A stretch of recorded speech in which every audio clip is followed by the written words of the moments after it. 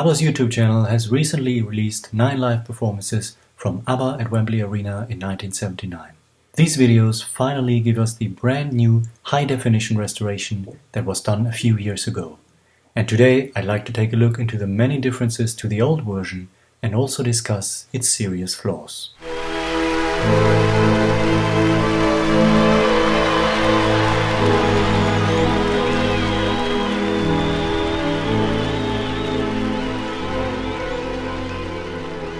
Hey!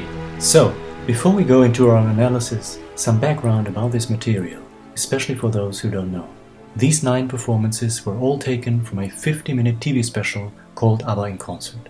They performed for 5 nights at London's Wembley Arena in November 1979, and 2 of those concerts were filmed for this TV special and broadcast in 1980.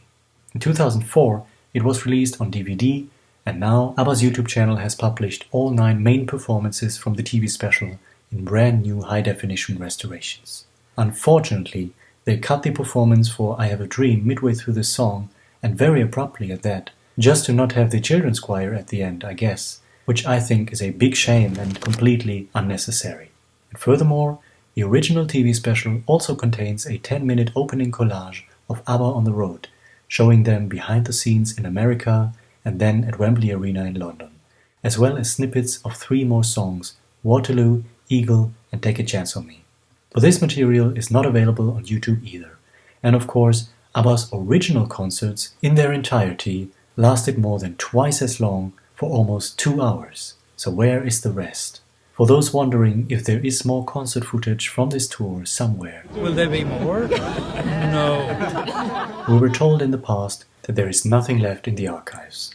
Apparently, the songs we see in the program are the only ones that were actually filmed. You always have to remember that film was very expensive and complex back then, and this concert was captured on film, I assume on 35mm, judging from its stunning quality. So they knew exactly what to film for the TV special, which is why they didn't even film the entire concert in the first place. It's sad and kind of heartbreaking, but that's how it is. However, I assume that during their career, ABBA had many things filmed and recorded just to have it, to store it away. So it's always possible that there is something left somewhere, maybe the full-length versions of all those songs that were shortened for the special, or even some alternate performances from the other night that someone in the team might have saved through copies. In 2004, we did get 2 more extra performances on that DVD release, The Way Old Friends Do, which was already broadcast in 1980, and Thank You for the Music. The latter has never been released before and was newly assembled in its entirety from a raw film that has been tucked away in the SVT archives. So who knows if there are more raw films like that. But for now, let's focus on what we have. With this digital release of a brand new high-definition transfer, what are the differences to the DVD and to previous releases? Is it better? First of all, let's talk about the audio mix. There has been an alternate mix on the Laserdisc release, which has some extra instrumentation and generally more bass sounds, but the audio of the new version on YouTube is absolutely identical to the DVD version. The picture quality is a completely different matter. Now, I was always stunned about the amazing picture quality of the DVD already, and that hasn't changed. The contrast and colors are good, and the overall picture quality, I always thought, was unusually sharp for a DVD release. But then you suddenly see it in immediate comparison with real high definition from a brand new transfer and restoration, and it's always an astounding revelation. And so it is in this very case. The version on DVD was darker. This new HD version has more brightness, and in this example we can see the drum kit to the left in much more clarity, we recognize Frida's microphone to the right, even her fingers, and we see the top of the iceberg. We get a much more dynamic feeling of the stage, more depth of the room due to the new contrast and sharpness. The colors look even more natural than before, and again the clarity of the picture gives us much more depth. The instruments in the background are still buried in the fog, but it feels much more natural. We can literally see through the fog due to the natural colors and contrasts. On the previous version, it was more washed out. Again, take a look at the drum kit to the left. It's still buried in the fog, but it's more recognizable. We can feel the depth of the room. Of course, we have to remember that we are comparing it with an HD version on YouTube, which always has lots of compression, which means that we are losing quality.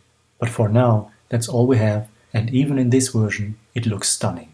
On this first frame of Benny on keyboards, we can already recognize the Yamaha logos on the top and below, which was completely buried in darkness before. And finally, just take a look at this wide shot of the stage. Here it all comes together. The sharpness, the beautiful colors, and the brightness. We see much more details. And in this new high-definition transfer, we also see much more of the overall film. There is more frame to all sides, to the left, right, on top and at the bottom. Generally speaking, this is another great revelation. It gives a more complete feeling for the room and scenery. But this also brings us to the biggest flaw of this new transfer. On far too many occasions, we can see the actual end of the frame at the bottom of the picture. This happens at the end of a shot before the editing splices it together with the next shot. And then we also see those flaws on that subsequent next shot on top of the frame. Sometimes we can even see a huge amount of hair, and this is something that should never happen, especially on a big project like this. I have studied film, which doesn't mean I'm an expert for it, but I'm saying this because I have seen many film restorations and transfers over the years. I am passionate about these things because they are important to prevent historic footage from getting lost someday. So I'm watching it all the way back to the oldest silent films. And to be honest, I have never seen anything as bad as this specific restoration flaw in ABBA In Concert. It's devastating to say this, but that's how it is. And I'm not saying this in a condescending way. I'm aware of how hard it is to transfer these things, how painstaking the process of film restoration is. So I'm saying this with all respect to those responsible for it, but these specific edits are simply sloppily done. And at least in quality control, this should have been detected and approached. And finally, while putting this video together, I also noticed that they changed at least one transition. During Gimme Gimme Gimme, A Man After Midnight, these two close-up shots of Agneta were originally put together by overlapping, by blending them together, which I always liked. On the new version, there is no fade between the shots and simply a hard cut. First of all, this shows the amazing feat behind these restorations. They really have to go back to the original film reels and rebuild the entire film, every single shot. And secondly, why they change things like these, which we have known for so many decades, can be questioned.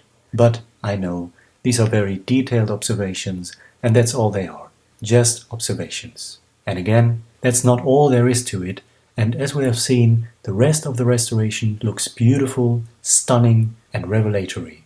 This HD restoration was done a few years ago, and has actually since been broadcast on various TV channels, so I was always hoping and wishing for a Blu-ray release. This hasn't happened yet, but at least we finally got the bulk of it as separate digital uploads on ABBA's official YouTube channel. And we can only hope that the rest will follow as a decent release for our physical collection.